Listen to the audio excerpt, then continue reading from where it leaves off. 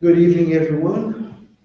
Welcome to another Allan Kardec Spiritism Group of New Zealand weekly study in person, but also online.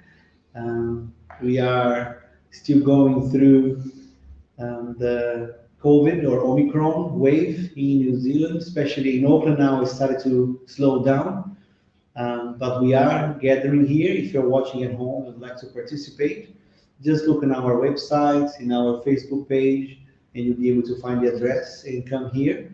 But if you're not able to come, welcome anyway. We are here with you to present the study for tonight. In this second to last Wednesday of the month, so we're already truly and well in autumn.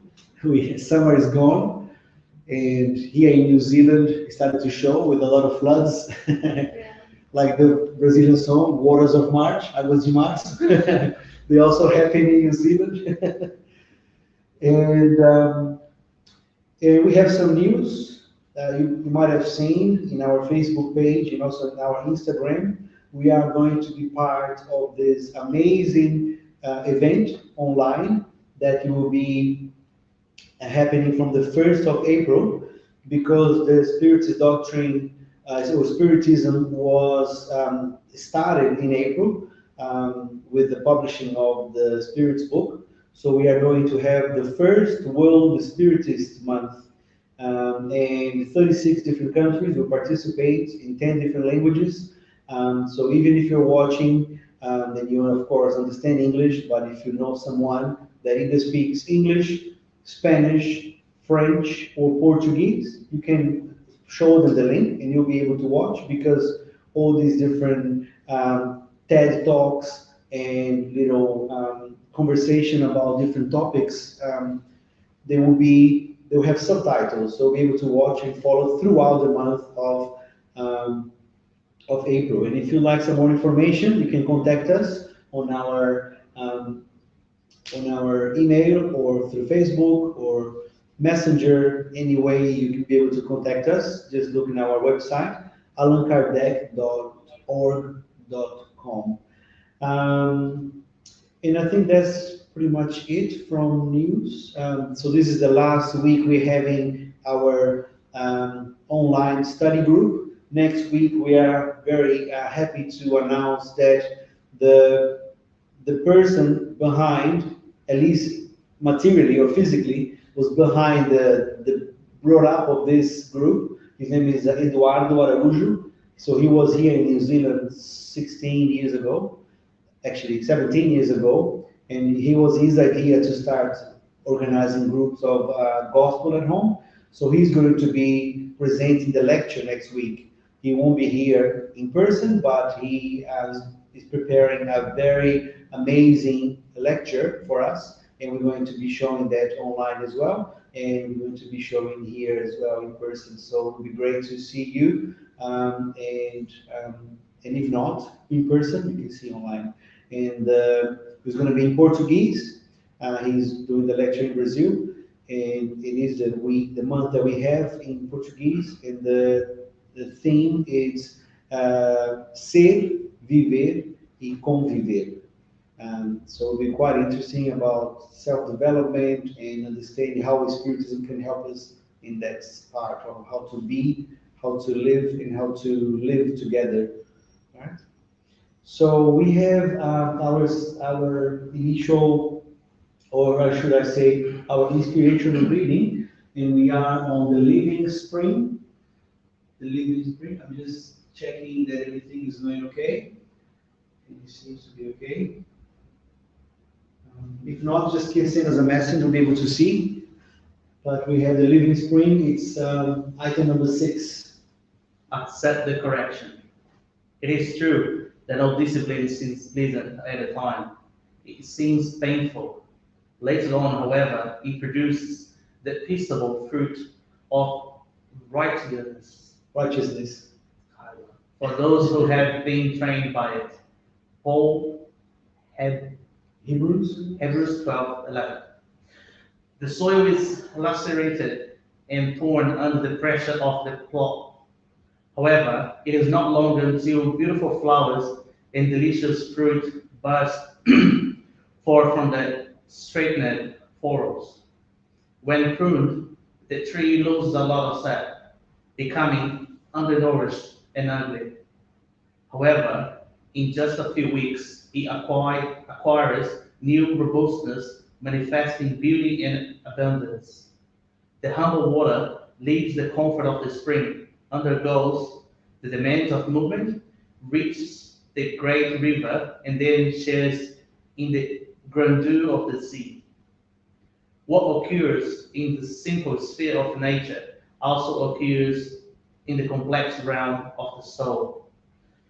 A correction is always hard, unpleasant, and distant, but for those who accept the instructions, it always results in the blessed fruits of experience, knowledge, understanding, and righteousness. Righteous. Something Yes. like that. The soil, the tree, and the water must be correction because they have no choice in the matter, but the human being. The champion of intelligence on the planet is free to accept and harbor in his or her heart. Hence, the problem of a personal happiness will never be resolved by avoiding the reparative process. Heavenly correction is obviously in every corner of the world. However, very few accept its blessing because most of the time, such a gift does not come wrapped in ermine. And when raised to the lips, it does not taste like candy. It is clothed in thorns or mixed with gall under the guise of a curative and salutary medicine. Therefore, do not waste your precious opportunity for improvement. Toil and struggle, pain and obstacles are a means of purification that we should make use of that. Okay. Thank you, Toby. So now we go to our opening prayer. Thank you. Dear God, lovely Master Jesus, friendly spirits here today, we'd like to ask permission to start one more meeting of the Auckland Street Spirits Group of New Zealand. Please let elevate our heart, open our hearts, elevate our mind. Let's come down and be open to receive inspiration from the good spirits. Let us pay attention on this hour so we can internalize everything that's going to be taught here today and we can put in practice during our day. Stay with us always. So be it. Thank you. So, following our study from last week with the Gospel according to Spiritism, which is chapter 21, there will be false Christs and false prophets. Yes, so we are at item number 10. So we are slowly treading, moving forwards towards the end of this chapter.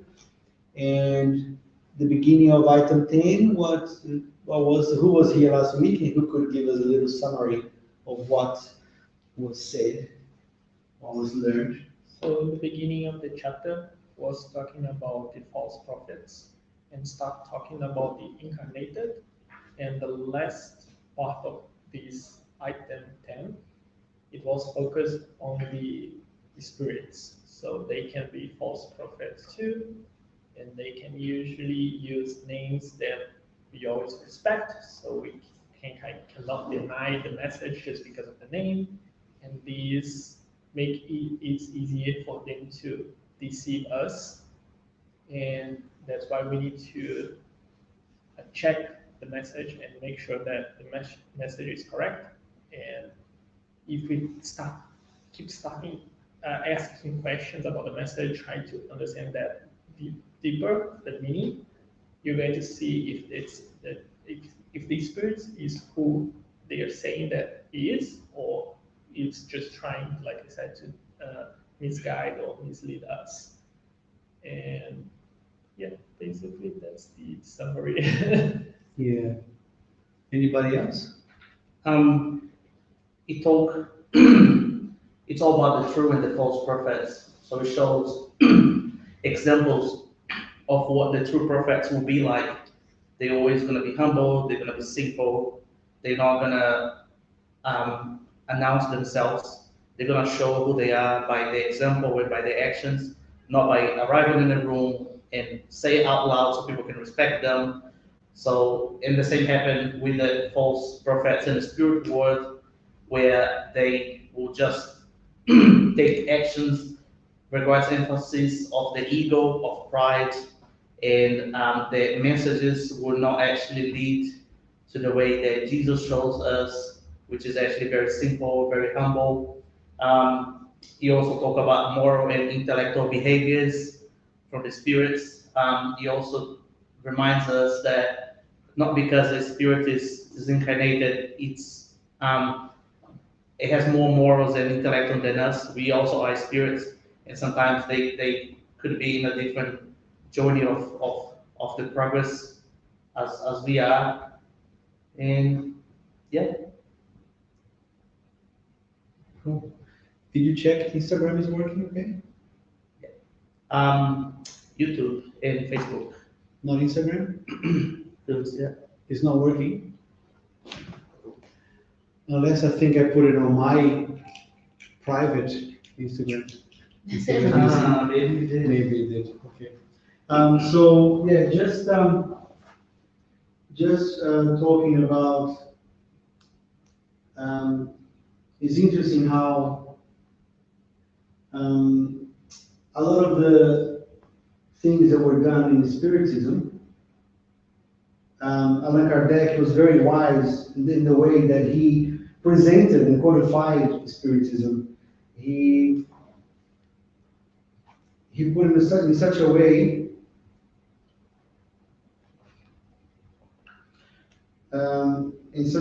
that he is very easy to understand because it's all kind of in a way coming to how it all comes to this point. In the previous chapters, he started talking about charity. He also started to talk about how to be humble. How to be humble in the chapter when he talks about do not let your left hand know what your right hand is doing. He's teaching us, and I think we are now live on Instagram as well. Yeah. So welcome people, our fellow friends from Instagram.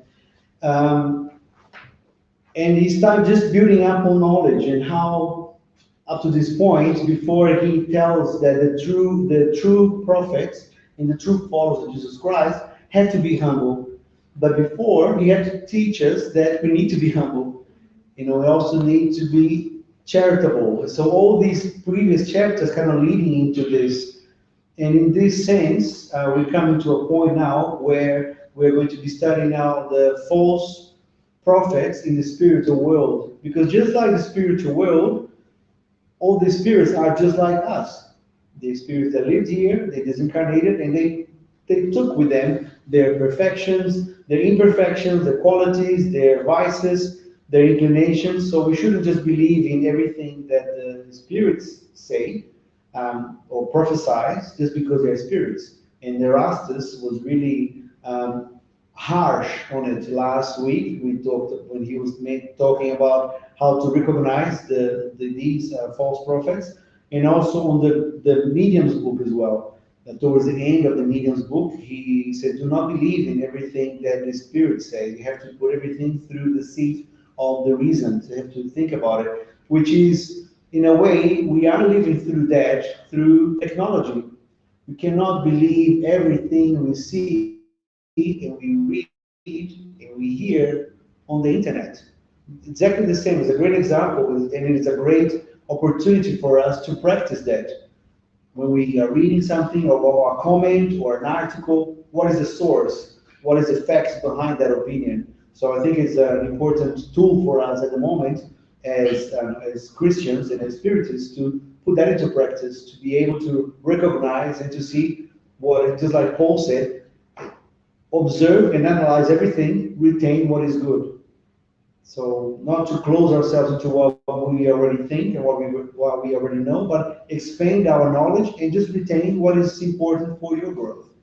So I think it's quite interesting how we're going to be looking at these last items on this chapter, how to apply and how to observe in the false prophets, not only to see what other people are doing, but for me, is a very personal thing. What am I doing? Am I being a false prophet? Am I using the Christ names in vain? How can I use that to use it towards my inner reform, like Kardec said? So it's not just observing what's around, what other people are doing, but watching my own behavior and my own ability to be a true prophet, not just be following on the path of a false prophet. So now, who would like to start reading? Nice, thank you. Mercilessly, Chanel spirits represent themselves as exclusive counselors, preaching separation and isolation. They are nearly always vain and mediocre spirits who tend to impose themselves on weak and credulous individuals, lavishing exaggerated praise on them in order to fascinate them and keep them under their domination. They are usually spirits eager for power and who, as public or private despots during their lifetimes, once more want to have victims to tyrannize after their death.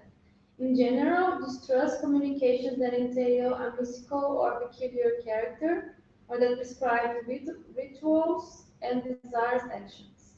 There is always a legitimate motive for suspicions in such cases.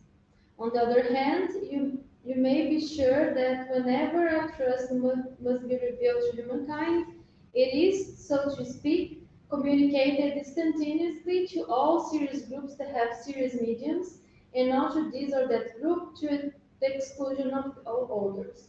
No one is a perfect medium if obsessed, and there is manifest obsession whenever a medium is able to receive communications from only one particular spirit, no matter how high it tries to place itself. Consequently, all mediums or groups who believe themselves to be privileged by communications that only they can receive, or who are subjected to practices that emphasize superstition are undoubtedly under the influence of a well-characterized obsession, especially when the dominating spirit adorns itself with a name that everybody, both the spirits and incarnate, should honor and respect and not allow to be degraded at any time. It is incontestable that by submitting all spirit phenomenon communications to the crucible of reason and logic, it would be easy to reject absurdity and evil. One medium can be fascinated and one group deluded. However, the strict assessment by other groups, the knowledge acquired, the high moral authority of group leaders, the communication of principal mediums who receive a step of logic and authenticity from our best spirits, will render rapid justice to these deceitful and cunning communications originated by a horde of deceitful or evil spirits.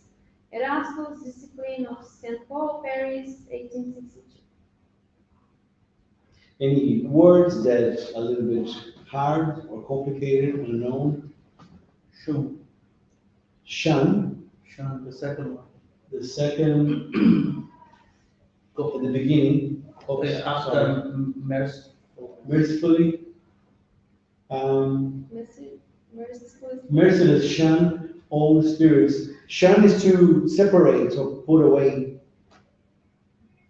So merciless, so without mercy, separate those spirits who present themselves as exclusive counselors. So be very suspicious of spirits that present themselves as the saviors or as Christs.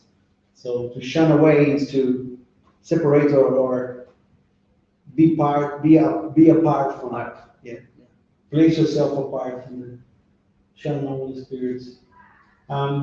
Any comments that we have, Barbara? Yeah, so this part, as I said last week, for me is very logic to understand like how we should identify who is a real prophet and who is not. And also he mentioned about how the message is passed to the groups. Like, of course, if the message is important to everybody, we'll pass to different groups, not to exclusive groups. The message is for everyone, not for a selected group of people. Yeah. And that's the way that we can use to identify that that's not correct and something should change. And the medium probably is obsessed and they need to pay more attention and be more aligned with the higher spirits. And that's Yeah, that's showing that the there is no privilege on receiving a specific communication. So if we have that privilege between quotes, it's because it's like inflating our vanity and our pride, and those are things that go against the Jesus teachings. So it's not right. We can see clearly when we use that seat of reason, like Maggie said in the beginning. So it's saying that if you are in a place that you receive those kind of communications and you kind of feel privileged to be receiving those, there is something wrong there. And the idea is, like they are saying in the beginning, if there is a message that needs to reach people here in Earth, every serious group will receive that message, probably even at the same time, because the message needs to be passed on. And if it's something that only a specific group is receiving, that probably is not true, or you have to always double check the sources. And that's something that they say, okay, pay attention on these details because it's going to help you identify which are the false prophets and which are the true prophets. Yeah, I think in the last part it refers to the medium book, which is about obsession, the chapter 23, and it's very interesting. It talks about obsession being the first on the rank of the incidents that happen with spiritists, the obsessions such as a simple fascination or subjectivity obsessions. And I think when he mentioned about turning things exclusive for a certain person or certain group, that's potentially a fascination obsession, which inflates pride. Mm-hmm. So the median or the group will think that they are important or more important than everybody else, and they have, they have to do this. They have a certain things that obviously is something deceitful from the spirits that don't have good intentions. Because like we mentioned in the very beginning, that's a bad prophet sort of character when you inflate the pride, when you inflate those human emotions that are not very good to help us evolve the morals and our intellectuals. So yeah, I guess it's what that talks about it. Yeah, just a couple of things. Like at the end of this item, it says here, see introduction. So the introduction in set 2 of the Spirit's book, he talks about the universal control of the Spirit's teaching, which was what Allan Kardec used to compile all the codification. He went through that very rigid, strict system, which is based on a scientific, scientific methodology to put this together. So as Spiritist followers of this codification, we should apply that as well. It is much easier for us now to do it than what it was for Allan Kardec.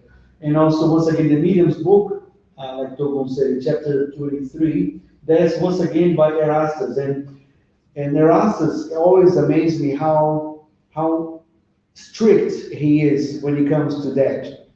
He even mentioned on that chapter that it's better to deny 100 truth than accept one lie.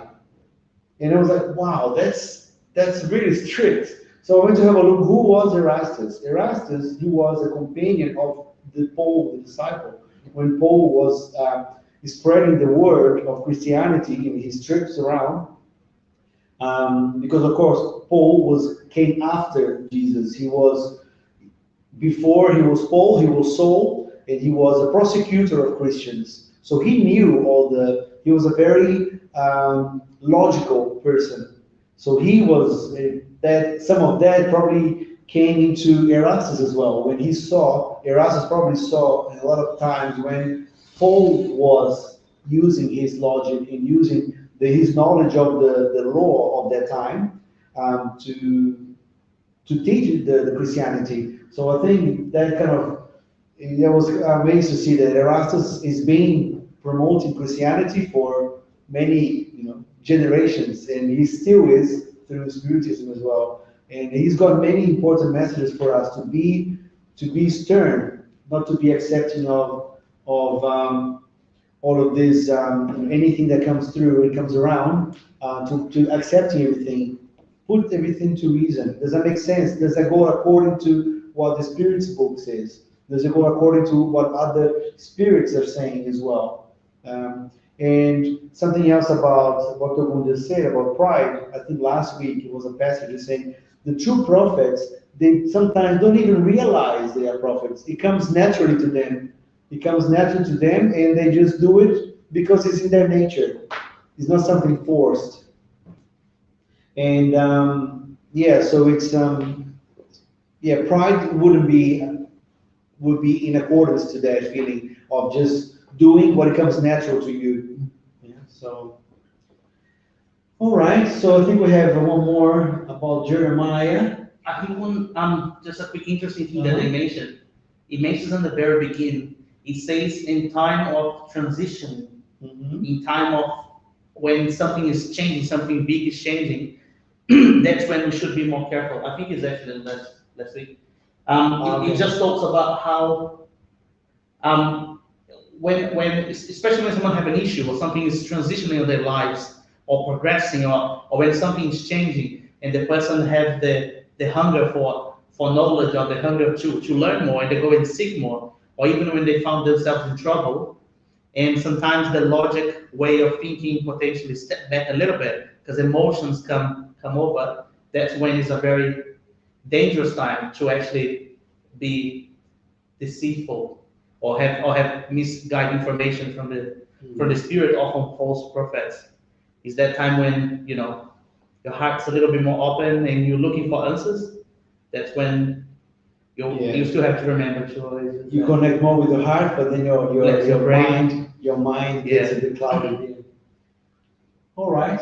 Item 11. Could you? Oh, thank you. Jeremiah. Jeremiah the false prophets. This is what the Lord of hosts says. Do not listen to the words of prophets who prophesy and deceive you. They publicize the visions of their hearts and not what they have learned from the mouth of the Lord. They say to those who blaspheme me, the Lord says to you, you shall have peace. And to all those who walk in the corruption of their hearts, no evil will touch you. But who amongst them has heeded the counsel of God? Who has seen him and listened to what he has said? I have not sent such prophets. They run by themselves. I have not spoken to them, yet they prophesy from their own head.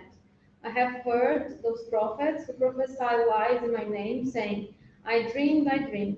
How long would this fantasy be in the hearts of prophets who prophesy lies and whose prophecies are only the deception of their own hearts? Therefore, if these people or a prophet or a priest asks you and says, what is the burden of the Lord? Say, you yourself are the burden, and I shall cast you far from me, says the Lord. It is this passage from the prophet Jeremiah that I would like to discuss with you, my friends. Just a clarification. So Jeremiah, this passage in all the book of Jeremiah does not belong to the New Gospel or New Testament. It's from the Old Testament. So it was a time when there was still a lot of prophecies going around, a lot of contact, a lot of mediumship going around. And not because, as we know, also in the Old Gospel or Old Testament, that's where Deuteronomy, that's where as a Mosaic law, not the Ten Commandments, they ask for they prohibit people from communicating with the spirits, talking to the spirits, because of that, because there was so many communications and there was no way of verifying what was true and what was not. People were mesmerized by it, and there was a stop, not as a divine law, but as a Mosaic law, a law of Moses to try to, like a civil law, try to stop that from happening. So this is before Christ, yeah, Jeremiah. Just a little clarification. Sorry to interrupt. It is this passage from the prophet Jeremiah that I would like to discuss with you, my friends. Speaking through Jeremiah, God says, "It is the vision of their own heart that makes them speak." These words clearly indicate that at that time, charlatans and passionate persons abused the gift of prophecy and exploited it. Consequently, they abused the simple, merely blind faith of the people by predicting good and agreeable things in return for money. This type of fraud was very, very widespread within the Jewish nation, and it's easy to understand that in their ignorance, the poor were unable to distinguish good prophets from bad ones, who were more often than not deceived by the so-called prophets, who were nothing more than imposters or fanatics. There is nothing more significant than these words. I have not sent such prophets, they run by themselves. I have not spoken to them, yet they prophesy. Further on, he says, I have heard those prophets who prophesy lies in my name, saying, I dream, I dream. This points out one of the ways they use in order to exploit the trust the people had in them. Always credulous, the multitudes did not even think about contesting the veracity of their dreams or visions. They found it very natural and was always inviting such prophets to speak. After Jeremiah's words, listen to the wise counsels of the Apostle John when he said, do not believe all spirits, but test all the spirits to see if they are from God. For amongst the invisible, there are also those who love to delude when they get the chance. The deluded are obviously mediums who do not take enough precautions. It is unquestionably one of the biggest obstacles upon which many mediums stumble, especially if they are new to Spiritism. It is a trial for them, and they can triumph over it only by using great prudence. Therefore, before anything else, learn to distinguish between good and evil spirits so that you yourselves do not become false prophets. Yeah. That's quite powerful. Eh? Learn to distinguish between good and evil spirits so that you yourselves do not become false prophets. Yeah. If you're repeating the evil, you become evil. Yeah, It's okay. you can. Okay, so continue the previous part. This part also mentioned what you already said about paying attention to our thoughts and to keeping our mind with the higher spirits, paying always attention to what we are doing, what we're thinking, so then we can understand the difference between them, and also to improve ourselves so that we can understand easier in an easier way when the information that we have is not good. And Yeah, and it's interesting to see that these problems of false prophets is a long-term problem, so it's way before Christ, and before people didn't have knowledge, or they are like simple people. They didn't have to study that. They didn't have time to study. They didn't have time to dedicate to the spirit things. let's say that. And now we have that time, and we still have those false prophets, and that's the message at the end of the day saying, I always like those messages for those from those spirits at the end of the chapters, because they always say, okay, this is my message, and now you have to do this, and call us to become a better person. And in this one, it's clear that, okay, you have to be able to distinguish between good and evil spirits, because otherwise we are going to be becoming false prophets, because you're going to hear something and then we're going to pass on to the next person, and that lie is going to just become bigger and bigger. And that's really important to identify those two things, differentiate between those two. And yeah, I think that's all. No pens to be given. It's very related, honestly, to the previous chapter. I would say it's pretty much an example of something that we have just written about it. And I can have say, interesting how it was written 150 years ago about a problem that happened 2,000 years ago, and it's still going on. Yeah. And you wouldn't think that with all this progress that we have made in the planet, we'll still have false prophets, we'll still have bad people, we'll still have bad spirits, which just shows us that not just because someone has greater intellectual progress, someone has a lot of knowledge, it means they have morals, it means they can actually guide people only to the correct place. We do have people on earth right now who are very smart, who has great academic knowledge. However, they are not good people. They're not doing good. They misleading, they misguiding people. And yeah, I think like it says in there, it's about you hearing and about you understanding the ways Jesus actually showed us. It's a very, very simple thing. We joke and say that if Jesus returned, he would just look at us and say, what? What do you want? Because he already told us everything. He already told us what he needs to tell us. And it's always a simple thing. It's not nothing complicated. It's nothing that goes beyond the understanding of our heart. It's interesting also that they point on that on the book that it would happen with the poor people, which we come to understand that it is people who has less opportunities to be elevated morally or intellectual, so they become a target of these false prophets, which is something that we see happen a lot. We see it happen in Brazil, where you have people who barely finish high school and work really hard, and they end up giving all the monies they have to church and to people to do things because they believe they're going to be safe. They believe they're going to be good because they're doing that. It's actually interesting. I was studying about this a while ago, and some people actually believe because they have given the money to the church, because the money is going to go to God, according with the false prophet, they don't have to do anything else. So they are actually very bad people. They treat others really bad outside the church.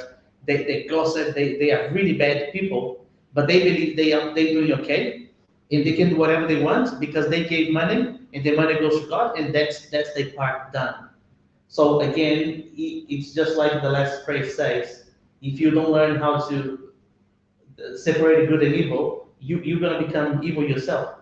If you don't learn how to actually dig, and not just because someone told you means it's the soul and truth, even a spirit or incarnated is incarnated. You have to go, you have to make sense, you have to go and use your common sense and understand with your heart. Does that make sense? Yeah, it makes total But sense. just complete what I was saying.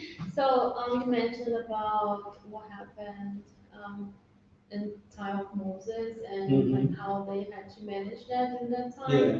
And it's interesting because at that time they didn't have the knowledge that Jesus brought here for us.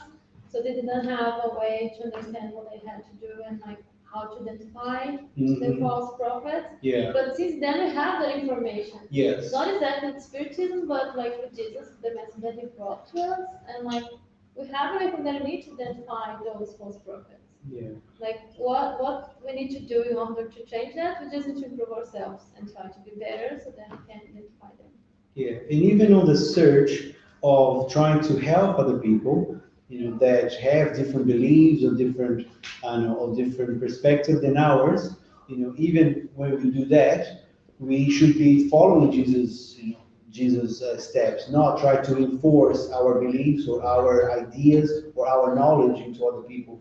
That just came to my mind because last month's lecture about extremism, there was a couple of questions from the Spirit's book, 838 and 139, saying that if it's a belief is to be respected, every belief should be respected. Beliefs that are not doing good, they should be reproached. They shouldn't be accepted. Then is it okay for us to scandalize other people's beliefs if they are blameworthy? So that would be a lack of charity. So you have to try to bring the light to that person, but in a way that is not going to humiliate them or hurt them. So once again, following Jesus Christ, what he prescribed for us to be humble, to be kind, and to do the best of our hearts to reach what's going around. Because we can't, in the same sense, be so passive about everything. Oh no, everything is fine. The world is changing, and just leave things happen for itself. It is in our duty. The more we know, try to change the world, of course, with our behavior first. And one of those steps is to how we approach these different ideologies, ideas, without putting them down, without humiliating them, without scandalizing them, but trying to find a conversation, an open conversation. Oh, really? I've never thought like that. Tell me more. What do you think? Oh, have you ever thought about maybe this, or have you ever, it's very more of a civil try to kind of conversation in order to make ourselves become the true prophets, true mirrors of God's light, because we don't have our lights ourselves yet. So we have to just reflect all these lights coming from the superior spirits, from Jesus and from God. But we need to be a clean mirror, because a dirty mirror can't reflect anything. And I just thought it was interesting that this message from Luos, a protected spirit, from Carlos Ruch, it's German, so I'm not sure, but I just can see that we have somebody here that joined us on Instagram, and this Spiritismo do Carlos Ruch. So somebody from Germany is watching us from the same place that the Spirit gave us the serendipity. Cool. Yeah, cool.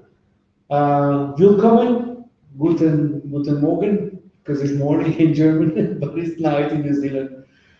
So, yeah, I think we finished now this chapter. So next week we'll be going to chapter 22, which will be, Do not separate what God has joined. about marriage, about adultery, marriage, divorce. Nice. That's Cool. Okay, so now we go to the Spirit's book, part 2, chapter 8, Emancipation of the Soul, which is the last part of this chapter. So we have two questions to finish the ecstasy. Oh, no, sorry, second side. Sorry. Second side, yeah. Second side. So 453, can you read for us on that? I like to read. You like to read, okay. Good thing for us is that you do have a beautiful voice, so we can enjoy it.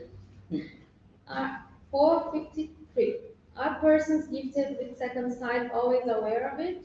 Not always. For them, it is a completely natural thing, and many believe that if others paid closer attention to themselves, they would realize they possess the same faculty. 454, Maybe attribute to a sort of second sight the astuteness. astuteness of certain persons who, without appearing to have anything extraordinary about them, judge things with more precision than others. It always involves the soul. The soul radiates more freely and judges better than when under the veil of matter. In certain cases, can this faculty provide knowledge of future events? Yes, it may also provide a presentiment. There are many degrees of this faculty, and the same individual may possess all or only some of them. So just before we go, thank you guys. just before we keep going, does anyone want to maybe give a little summary of what second sight would be? Because we just read two questions, a continuation of second sight, and maybe somebody didn't follow last week. So, what is second sight? What is, because we had somnambulism, we had ecstasy, and second sight. So, what would be a second sight? It's the ability to see with our soul Mm. and not see just the vision side, but to perceive everything extra material world, so something on the spiritual world, and have that all the capabilities of like a free spirit. I mean, free from the material. Material, yeah. Wow, very nicely put. So yeah, so now in the spirits book, there's always a question and an answer, but there's a few where Allan Kardec used a dissertation, like he presents a very long kind of review or summary of what he understood from what the spirits answered. And there's a few of them. One is about the sensation of the spirits in the errant state. There's another one about excuse me, about reincarnation as well. There's a long, so this is quite long. I don't think we'll be able to go through everything tonight, but we can read a couple of paragraphs, have a talk about it, because it's just a summary. So we already talked, it's a kind of wrapping this chapter. So we're going to, just so it's not so boring that we're just reading, we'll stop some paragraphs and have a comments, or if anybody has comments on Facebook or YouTube or Instagram, just can shoot them to us and we'll be able to put them online or have a chat with you about it, okay? So the first paragraph is Togun. A theoretical summary of somnambulism, ecstasy, and second sight. 455. The phenomena of natural somnambulism are produced spontaneously and independently of any known external cause, but among some persons gifted with a special physical organization, they may be induced through the actions of a magnetic agent. The state called magnetic somnambulism is no different than natural somnambulism, except that it is artificially produced, whereas the order is spontaneous. Natural somnambulism is a widely known occurrence, and no one questions its reality. Despite the marvelous character of this phenomena, so why would magnetic somnambulism be any more extraordinary or irrational simply because of the fact that it's produced artificially like so many other things? It is said that charlatans have exploited one more reason for it not to be left in their hands. Once science finally takes full possession of it, charlatanism will have much less credit among the masses. Meanwhile, since both natural and artificial somnambulists are a fact, there is no argument against the fact. They are establishing themselves in spite of the ill will of some. This occurring even in the realm of science, where it is where it is entering through a multitude of side doors instead of through the front. And when it's fully established there, it will be necessary to grant it the right of citizenship.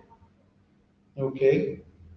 Any comments about this part? The difference between natural sonambulism and artificial sonambulism. I guess the artificial that they potentially mentioned in there, it's like hypnotism, something like that, something that is being induced on people. Induced, yeah. These days we probably have drugs that can do that, like medical with the science. Mhm. We obviously are in a way more possession than they had back in 1860 something. Yeah. And we do have less charlatanism these days through the fact that now it's more factual and we do have way more knowledge and scientific approach to that subject than back in that.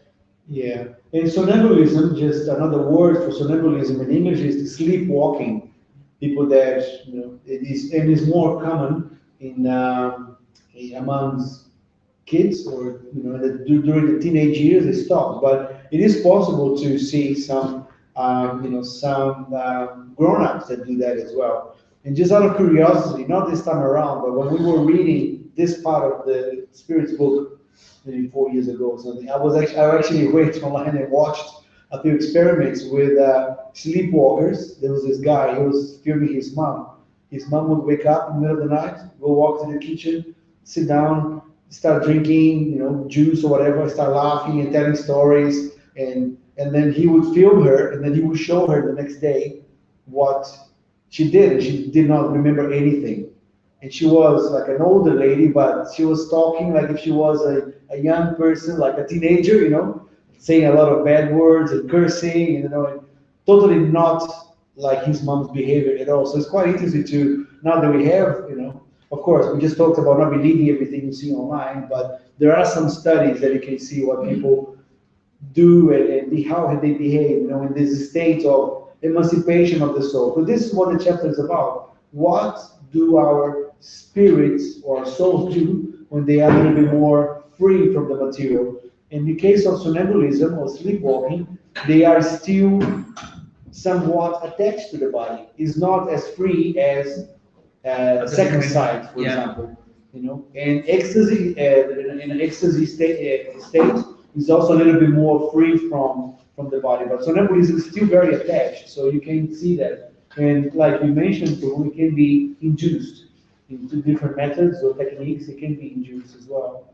Which these days is actually used for good things. Sometimes people have traumas. Sometimes they have things that they cannot go through, so they be induced to the somnambulist state or even a sort of trance state to actually work through that and work inside the unconscious of the human brain and break those barriers that have been blocking them from achieving a certain thing or passing to a certain stage of the problem that they so-called have. Cool.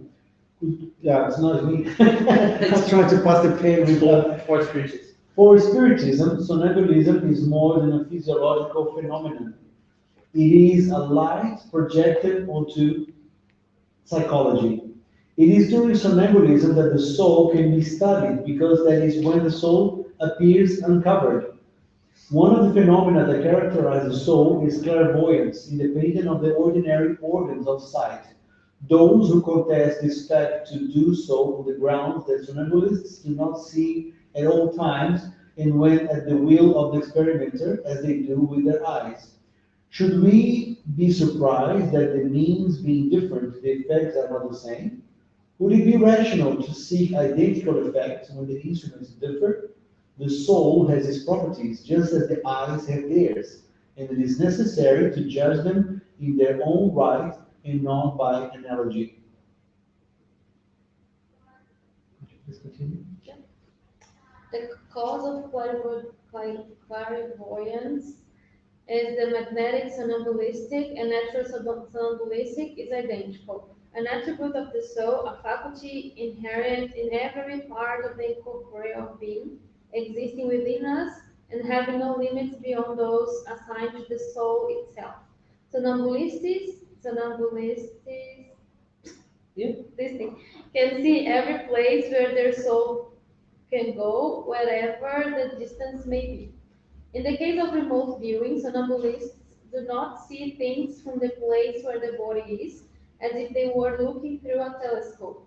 They see them as present, as though they were actually at the place where those things exist, because in reality, the soul is actually there. That is why the body seems nullified and deprived of sensations until the moment in which the soul retakes possession of it. The partial separation of soul and body is an abnormal state that may last for a short or long time, but not indefinitely. This separation is what causes the fatigue that the body experiences after a certain time, especially when the soul is involved in some active pursuit. Okay. Anybody wants to make a comment about the previous? It's interesting that saying that when you are in the somnambulist state, you're not inside your body, so you see your body in a different perspective because you are in the spirit form or perispirit form, and you don't need to be beside your body as well. So you think about a place that you want to be, you are there because your conscience make your perispirit go to that place, and you can see things happening on that place that you just imagine. And that's it. That's talking about that this freedom that you have when we are on that state. It allows the the soul to be studied because it's free from your body, and all the functions on your body stays in the minimal state. I think it's a kind of, I don't know if it's the same state as sleep, because I have to study more to understand all the differences. But I know that you have more freedom, a little bit more than if you're just sleeping. But yeah, and I think I will pass. It's like a deep sleep. Yeah. Yeah, it reached the point where conscience it's not taking a lot of place in it. It's like a very, very deep sleep. It is so interesting that they say soul has the faculties, right? The organism that we are, it is so interesting. Like it mentions in there, you know, we are capable of doing so many things that we know with our body now, because obviously we live in this state of conscience and awake every day, so we know what we can do. But it's so interesting to think that as a spirit or as a soul, you know, as having a body, you still have some faculties that can be explored. There is so much that we don't know. That was literally written 150 years ago, and how much more will we actually know from there? There's not a lot. So it's interesting to think about that. Yeah, and it does mention something not in these paragraphs that we just read, but about charlatanism. Yes. Saying that, it was already there. Yeah. Yeah. Once science finally takes full possession of it, charlatanism will have much less credit among the masses. So that's what we're talking about how a branch of science now started to investigate these, what general science calls paranormal, but people are actually trying to understand and finding out that they are normal, but just they happen in different circumstances, according to some special circumstances. And once science finally takes full possession of this understanding, and something that we started, Allan Kardec and Mesmer started to study all those, centuries ago, or almost 2 centuries ago, now is coming to fruition, all this knowledge, which will be a very slow process. Charlatanism will have much less credit among the masses because, of course, some people take what some charlatans did and disregarded the whole science behind it. And of course, in every field, there are charlatans, that people that fake doctors, or people that are, there was a funny story about 2 years ago. This student went into he created this fake document and started to pretend he was a doctor, and he got accepted to work in a hospital. But of course, soon after that happened, they found out. So there are charlatans in every part of every field of society. You're not gonna, just because a banker is doing something wrong doesn't mean that all bankers are corrupt. Or if most politicians do something wrong, does it mean that all politicians are corrupt? No, there are some. We have to separate the wheat from the tres. Tres? Yeah, I can't remember the joio do trigo. But it's interesting that science will help us understand better about this whole process, and we are kind of going towards that way, I think. And also, it's interesting just mentioning again, linking science with one of the passages here, and this is, in the case of remote viewing, so non-believers do not see things from the place where the body is. Just in the case of remote viewing, I was just talking to you guys here before we started. I'm reading this book, Mark Gober, which is now a spiritist, and he's more into the sciences. And there is a case where the CIA, they needed to find a helicopter that went down in an African jungle somewhere. And in this air helicopter, there were some military secrets, and they couldn't find it with the satellites. That was back in 70s, and they approached the scientific school of, I'm not sure which school it is now. I just read a couple of days ago. I can't remember, but they found a psychic to do remote viewing. She went into artificial somnambulic state, and she found the coordinates, and they went there in the jungle. They recovered all the documents there. So CIA knows that is true. CIA knows that it happened, and they also know that Russians were also using the same techniques trying to find military secrets by the U.S. government. But that's back in the 70s. So it is not promoted and disseminated to the masses, but there are things that governments and scientists know that they're not being disclosed to people. So it's funny because actually that's what they use. The terminology they use is remote viewing. It's how interesting it is how we actually just talked about this. Yeah. But we use on the gospel. Yeah. We talking about that. This is false prophets. Charlatanism is people who are using or misleading others for their favoritism. And just like we have learned, the more you improve your morals, the more the law of progress will increase your morals and intellectual, the more they have no chance. It is exactly what it is. The more science understands, because Spiritism is open for everyone. It's there. The knowledge is there. There is nothing that we hide. There is no rituals that nobody knows, and you only find out after 500 years and studying. No, it's all there. It's all open. It's all there for people to learn. Yeah.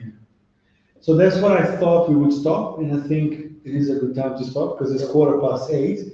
That's why I put a stop sign there and and that's slide 49. Could you please write that down for us? Slide 49. Do we have any comments from anybody? So here we have Fran Emanuele, hello, and Spiritismo, Carlos Ruger, Duncan.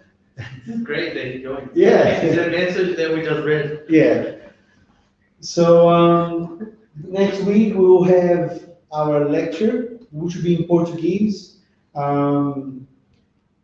I'm not sure if we'll be able to do a translation, automatic translation, the subtitles. I don't know if it does it properly. Yeah. Because Spiritist terms are quite not well Yeah. known. Yeah. So maybe if I have the chance this week, I will translate the video before I put it here. I'll see how it goes. But I can't promise. So if you don't speak Portuguese, only English, next week will be a Portuguese lecture, and then the following week we'll continue on this this passage of the Emancipation of the Soul. So maybe finish this chapter next week. But it's interesting. It always amazes me how Kardec, when something is quite deep, he comes and tries to summarize for us. Yeah, so we can digest. It was quite long. We spent on this Emancipation of the Soul for over a month. I mean, at least six weeks, right? So so now it's just to refresh our memory. He was always careful in giving us the opportunity to learn, not just read, but learn. That's why we are here studying these couple of books, so we can quite a few. All right. So thanks everybody for participating, for reading, commenting, asking. I think it's quite refreshing to have this study. A lot of new knowledge and inspiration for us to continue understanding us in the world around us. But now we go through this final part of our meeting, which will be our vibration or irradiation or prayer stage, where we try to put a little bit into practice what we've been talking about, what is one of the axioms or the maxims of Spiritism, that without charity there is no salvation, and without charity there is no evolution. So as we are here together with brothers and sisters, in the name of Jesus Christ, before God, our Heavenly Father, and surrounded by our spiritual friends, the benefactors, those who are here to protect us, to inspire us, and we feel great to be part of this activity of giving a little bit of ourselves, of our time, of our thoughts, and most importantly, our feelings towards those who are in need. So we can imagine ourselves being aware of our breathing, coming it down, also focusing, paying attention to our heartbeat, this involuntary muscle that distributes the flow of blood in our body, in our physical body, calming it down. As I mentioned, focusing in our inhaling slowly but deeply. And if you notice any points of stress in our body, just relax. Follow the music, follow my voice, and follow the inspirations of the good spirits. If by any chance you have a thought, don't fight against it, don't judge it, just watch it pass by as clouds in the sky, as the wind blows. Your thoughts, let them pass by and focus in your breathing and in my voice, where you're starting to feel lighter, more relaxed, and using the power of our imagination and our will, our desire to help others. We can imagine ourselves holding hands with us here in person, with those who are disincarnated here, and also those who are online with us, creating a big circle of peace and light that starts to grow, going beyond this building, this neighborhood, this city, this island. And as we imagine ourselves distancing from planet Earth, this planet we call home, we call school, and in so many cases we call a hospital, we start to observe all the different points of lights represented by people that are praying for the betterment of this planet. We can imagine a big net surrounding the earth, encompassing all the peace that is possible to be achieved. More recently, we've been seeing the atrocities in Ukraine with the invasion of Russia, but there are so many more wars around that are suffering for a long time. We understand that there will be a time where there will be no need for war, when we start to accept the reality that we are brothers and sisters and that we have much more in common than separates us. Until then, we pray for those who are suffering in this moment, having the faith and the certainty that better days will come for all of us. We also pray for health, for the many brothers and sisters who have disincarnated, not only for COVID, but also other diseases that were not able to be treated in the hospitals because of overpopulation in the hospitals, and many workers, healthline workers, being away from work because of COVID as well. We pray for those who passed away in the faith, in the trust that the spirits will help them, will guide them if they open their hearts, if they accept this opportunity to change and to perceive their new reality so they can move on to the next stage of their evolution.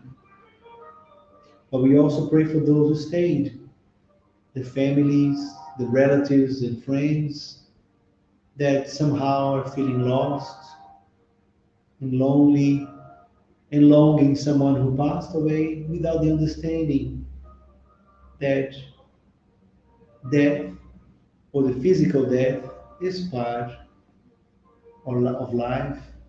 It's just a process of continuation of the true life, depositing their faith in God and in Jesus.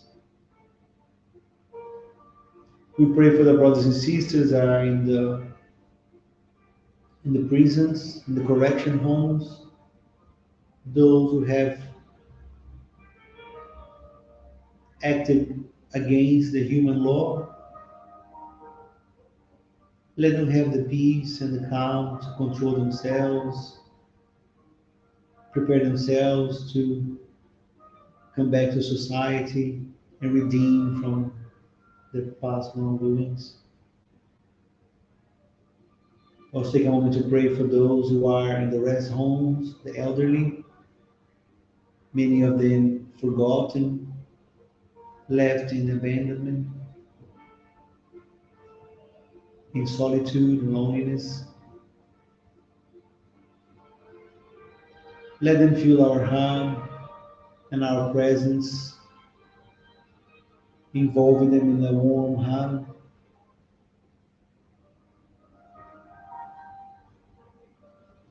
Telling them not to be afraid. This life will go on in another realm, in another dimension. We also pray for the spirits that are incarnating in this planet, the new generation as prescribed in the codification, and as Jesus says, let the little children come unto me, because the kingdom of heaven is theirs. Let them come and help this planet grow into a better direction of evolution. We now take a moment to imagine in our minds and imagine in a frame, in a picture of those who we want to help. If you know somebody in your workplace, in your school, in your home, could be a relative, it could even be someone you don't particularly agree with in your daily lives. And once again, using our imagination, let us imagine them becoming happy, becoming healthy, as they receive these blessings that the spirits are directing to them right now, changing what's surrounding them so they can be more receptive towards the many blessings that come in our lives, so they can change and grow to their full potential as brothers and sisters in Christ. We now take a moment to vibrate to all of our homes. Let us imagine depositing this beautiful energy, these fluids, in our living room, in our kitchens, in our rooms, imagining that they grow, involving us like a bubble, like a shield, protecting our homes and everyone that is inside them. We extend this to everyone that is part of this group that couldn't be here tonight, and also our friends that are watching this virtually. And now we take a moment to thank the superior spirits that are at this moment applying the spiritual treatment we are receiving. These spiritual fluids are imbuing us, are coming through us, giving us harmony, alignment, harmony and peace. And for this, we're very grateful, as well as we are grateful for the spirits that are magnetizing the water that we are about to drink at the end of this meeting, and also the water in everyone's home, everyone that is watching us. And now, as part of our last part of this meeting, we'd like to once again lift our thoughts and our feelings towards God. And God, we praise you for the many blessings we receive in our daily lives, starting with this reincarnation, the opportunity you give to us to go through the lessons, the blessings, the challenges that we have, asking you for the strength and the discerning or discernment so that we can use when we come to times of struggle and times of weakness. We thank you for giving us our spiritual friend that is with us 24/7, always giving us advices, counsels. We all need to be attuned and in harmony with them, so be able to receive them. But we also need the courage to do what is right, to have the right use of our free will. We feel blessed for being in this meeting, for all the information we received,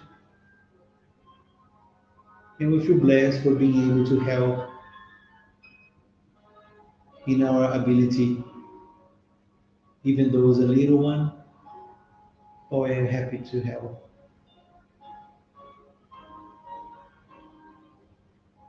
And in this moment, when our hearts is full of gratitude and joy, that we ask permission to finish and conclude another Allan Kardec Spiritist Group of New Zealand meeting this Wednesday. Thank you so much. So be it.